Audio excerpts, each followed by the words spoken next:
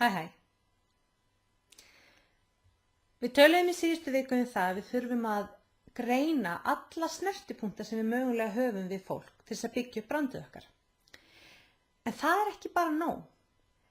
Við þurfum síðan að endurtaka. Við þurfum alltaf að vera að stimpla hlutina inn hjá fólki. Við vitum öll hvað það margt sem að berjast athygli okkar alla daga. Þannig að við verðum sífellt að vera að. Ég get lofað því að þú átt eftir að verða leið eða leiður á því sem þú ert að gera. Á markaðsefninu þínu, finnast þetta orðið þreytt og þú ert alltaf að horfa á þetta, þú ert alltaf að vinna með þetta. En fólk þarna úti, það sér kannski, ef þú ert heppin, 1% af öllu því sem þú ert að gera. Og sko, ef það 1%, þá ertu bara í mjög góðum málum. Þannig að þau eru ekkert að verða leið.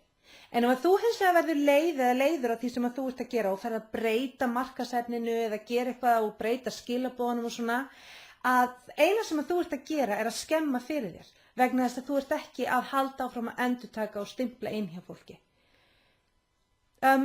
Fólk einfaldlega bara þekkir þig ekkert aftur ef allt í einu komin algjörlega ný skilaboð eða talnugum eða fólk fyrir nýtt útliti annað þess að þar. Og þá ertu bara komin aftur á byrjunarreit. Þú ert bara aftur að byrja að stempla þig inn.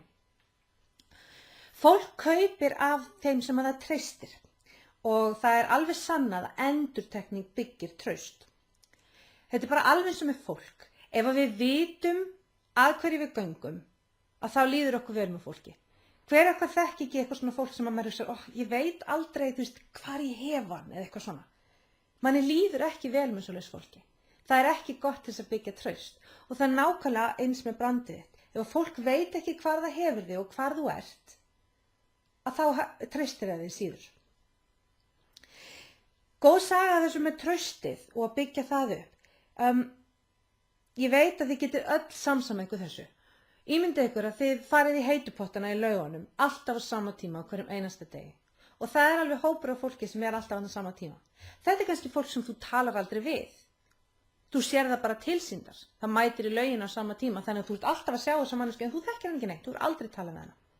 Svo fer það námskeið og á þessu námskeiði enginn sem þú þekkir en þessi manneskja hana. Og það kemur að því á námskeiðinu að kennarinn segir, jæja, nú ætla að para ykkur saman. Hvað manneskjan sem að þú kemur til með að fara fyrst til? Jú, það þessi manneskja sem þú búin að sjá aftur í laugunum. Sem þú aldrei talað við, þú veist ekkert hvað heitir, en bara að þú ert búin að sjá hana aftur, þá treystir henni meira heldur en aðilum sem að þú varst að sjá í fyrsta skipti. Og það alveg eins með brandið okkar, fólk þarf að sjá okkur aftur. Bæði til þess að bara að svo í sletti registera okkur og að við festumst í minninni hjá þeim, en ekki síður til þess að treysta okkur.